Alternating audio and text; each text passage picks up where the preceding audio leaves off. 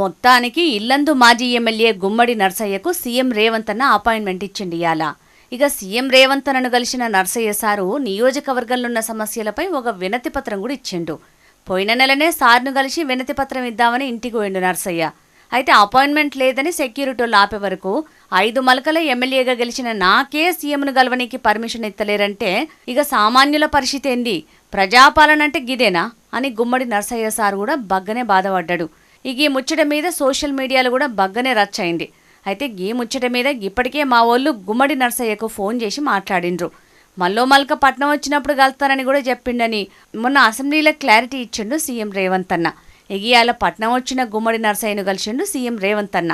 మరిగా గుమ్మడి నర్సయ్య సార్ చెప్పిన సమస్యలను సీఎం సారు ఎంతవరకు తీరుతాడో గాని మొత్తానికైతే కల్వనైతే కలిసిండి పోన్రి.